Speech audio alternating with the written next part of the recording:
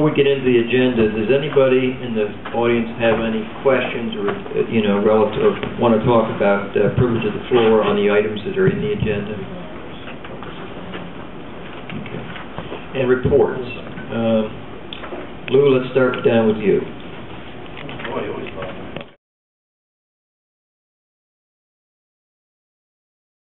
Start with Phil. Yeah, I thought that too. Phil, what do you think? Hold on one second. I had my notes for today's meeting with the seniors. Okay. Okay. As I reported the last time, just an update. The Jessup Switch Road is completed. We're waiting for all the figures to come in to see if there's anything left over to do a seal coat before the weather gets bad, but right now we still haven't heard the final numbers on that. As far as the Senior Center, I just want to announce that on Saturday, November 13th, there'll be the Senior Center is running an arts and craft fair. If you're interested, there'll be concession stands, raffles, and the price of the booth is $40. You can call Ellen Tatum over at the Senior Center. And the luncheon for the Thanksgiving for the seniors is November 18th. And if you'd like to go to that, you need to contact Ellen also. I don't have any much more other than the fact that on our agenda tonight we have something with highway with the surplus, which we'll get into later. Okay, thank you, Lou. Ken? Nothing exciting, very quiet. That's it. Okay, George? Okay. Report here.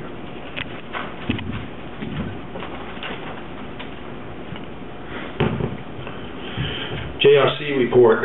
The annual Halloween party took place on Sunday the 24th at Craigville Park from 1 to 4 p.m. Approximately 600 people were in attendance.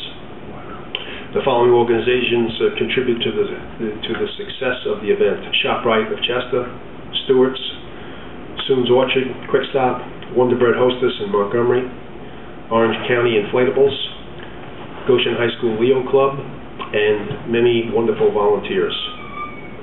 Upcoming events include the annual 5K Turkey Trot on Saturday, November 20th at 11 a.m. at Craigville Park. There also will be a 1K Tot Trot for kids, ages 3 to 10. Registration is online via the Parks and Recreation website, which you should know, especially because of the next thing, and that's www.goshennewyork.info. Prizes will be awarded to the top finishers. The annual trip to see the Christmas Spectacular at Radio City. You ready, Kenny? I'm waiting for chicken, triple okay. chicken. I haven't heard that report yet. I'm coming to that. Oh, okay. New York City is scheduled for Wednesday, December 8th. Tickets are $35 each. Buses will depart from the Orange County Government Center at 2 p.m. for the 5 p.m. show. An announcement will be made in the local newspaper that tickets will be available via the Parks and Recreation website, and that's why I said the website is so important if people are interested in getting tickets. Tickets are limited and will be available on a first-come, first-served basis. So again, the website is www.goshennewyork.info.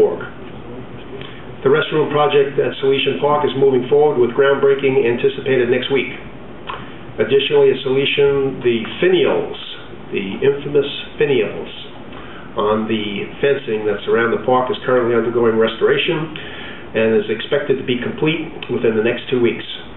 The finials were in extremely poor shape, exhibiting severe rust. Contractor performing the restoration work provides a 5-year warranty. Both Salesian and Lions Park underwent the removal of several very large trees that were dead that were potential safety issues. The current tree removal work is complete. And then getting back to the Chicken Chuck, that's also going to be held the same date, which is November 20th. And the farthest throw will earn a prize. The event will contribute to the local food pantry. Anyone who enters, the money goes there. And the event is co-sponsored by Goshen Acupuncture and Massage. And they're also, I guess, on the website. Or if you're interested in the chicken chuck, you can go to the Goshen website as well. Now, isn't going to hurt the chicken.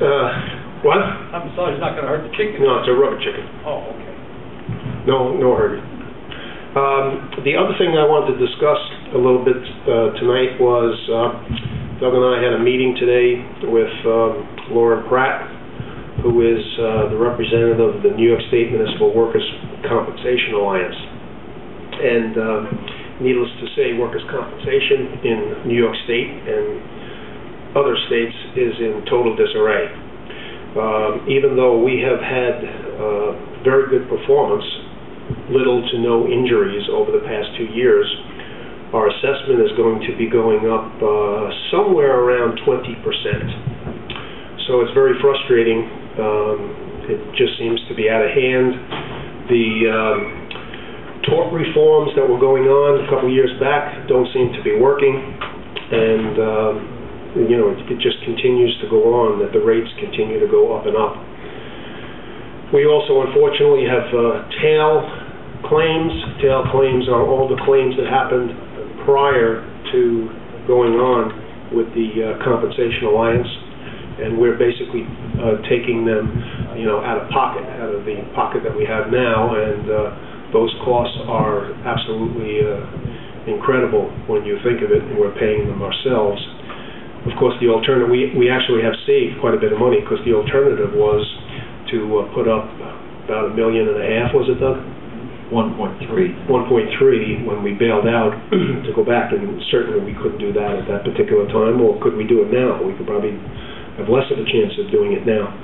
So I don't know if you wanted to comment anything else on it. I do.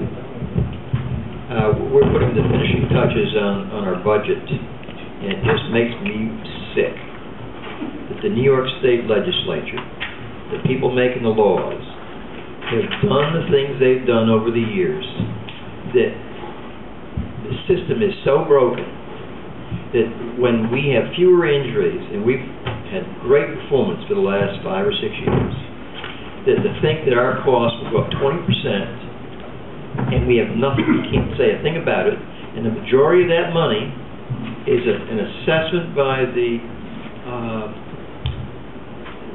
commission, the Workers' Compensation Commission. I don't know if it's salaries, I don't know what it is. But we're hoping that we may go, we're still hoping that we'll only go up 15%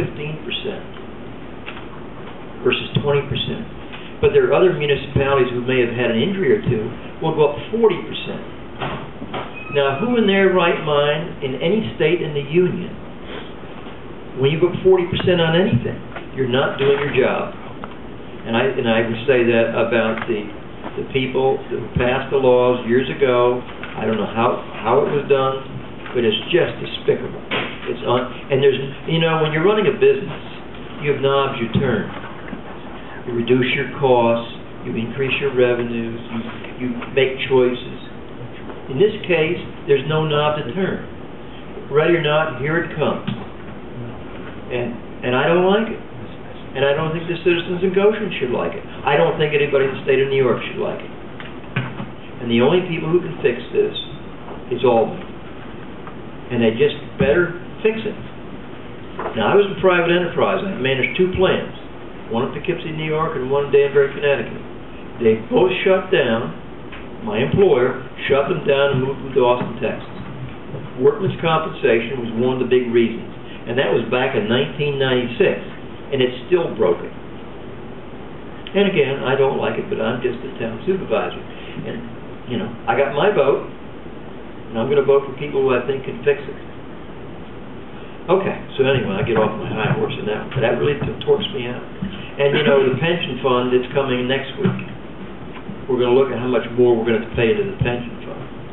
And that's another one that really I think someone needs to do something about. Okay. But the good news, there's some good news that I'd like to report about, and it's the Moodna Creek watershed, the Intermunicipal Council. And we've heard from the public through the years about the Moodna Creek. The town of Goshen has a little piece of land in that